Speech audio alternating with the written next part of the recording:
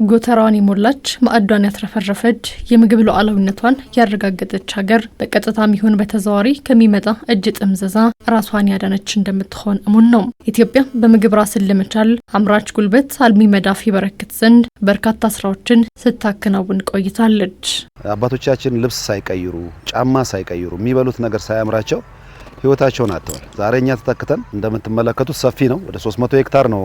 ከ300 ሄክታር በላይ ነው ስንዴ ያለ የዘራ ነው። በማየት መጠግበናል። እንኳን ምርቱ ሳይደርስ በማየት በጣም ከፍተኛ ተስፋ አለን። ከውጥኑ ዳር ከትልሙ መዳረሻ መገኘት ይቻል ዘንድም በመጪው የመኸር ወቅት የሚደረጉ የቅድመ ዝግጅት ስራዎች በእጅጉ ትኩረት ሊቸራቸው እንደሚገባም ባለሙያዎች ይመክራሉ። በመኸር ወቅት የግብርና ስራዎች ይሳለጡ ዘንድም አርሶ አደሩ ከመሬት ዝግጅት እስከ ሰው ኃይል አጠቃቀም ያሉ የቤት ስራዎችን በአግባቡ መወጣት ይገባዋል። የራሳቸውም የሰው ዝግጅትም አለ። በባለሙያ የሚታገዙ ስራዎች አሉ። የራሳቸውን የሰው ኃይል በስነ ስርዓት መጠቀም አሁን ትምህርት የሚዘጋበት ጊዜም ስለሆነ የሰው ጉልበት እጥረት አይገጥማቸውም። እሱም በስነ ስርዓት መጠቀም ያስፈልጋል።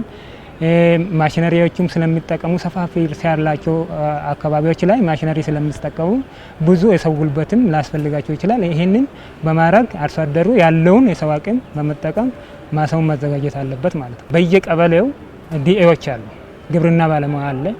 ያንን ግብርና ባለሙያ እውቀት አላቸው። አርሶ አደሩም ደግሞ የራሱ እውቀት አለው።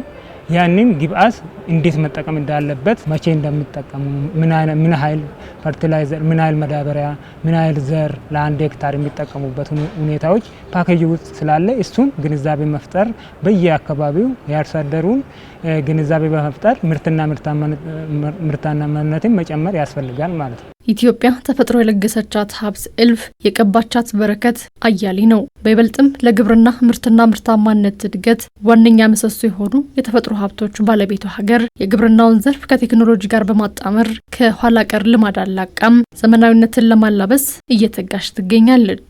አርሶ አደሩም የዚህ ጉዞ አካል በመሆን ምርትና ምርታማነትን የመጨመር የቤት ስራም አለበት። በምግብ ራስን መቻል ዋነኛ አጀንዳችን ነው።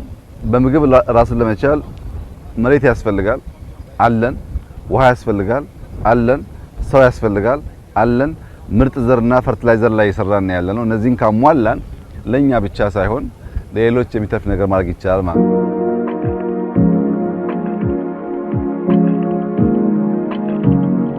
ያለንን አቅም በስነ ስርዓት መጠቀም። ይሄ ስል አንደኛው ዝናብ ጥገኛ ነን። አሁን ግን በመስኖም እያለማን ነው። ለምሳሌ የመስኖ ስንዴ ወደ 3.7 ሄክታር አካባቢ የተመረተ መሬት በዘር ተመርቶ ወደ 148 ሚሊዮን አካባቢ ምርት የተገኘበት ሁኔታ አለ ማለት ነው። ይሄ ተጨማሪ በአንድ ጊዜ ብቻ የሚመረተውን ምርት በሁለት በሶስት ጊዜ የማምረት ሁኔታዎች አሉ ማለት ነው። የኢትዮጵያ የወደፊት የግብርና ጣፈንታ በአርሶ አደሩ መዳፍ ላይ ነው። አርሶ አደሩ ከትላንት ሀሳብ ተላቆ የዘመኑን ዱካ የተከተለ ዘዴን መተግበር፣ የተፈጥሮ ሀብትን ወደ ተጨባጭ ሀብት መቀየር የምግብ ዋስትናን ለማረጋገጥ የሚደረገውን ጉዞም በእጅጉ ይደግፋል።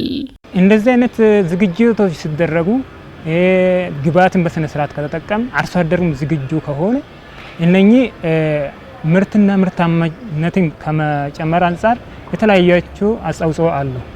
ለምሳሌ ኃይል አርሶ አደሩ ራሱን ገቢ እና ተጨማሪ ገቢ እንዲያገኝ ያደርጋል። ሁለተኛው ደግሞ ከኬሚካልና ግብአቶችን በመጠቀም የምርት ብክነትን ሊቀንስ ይችላል። በተባይ የሚጎዳ በአረም የሚጎዳውን ሰብል ሊቀንስ ይችላል። የምርት ብክነትን ይቀንሳል።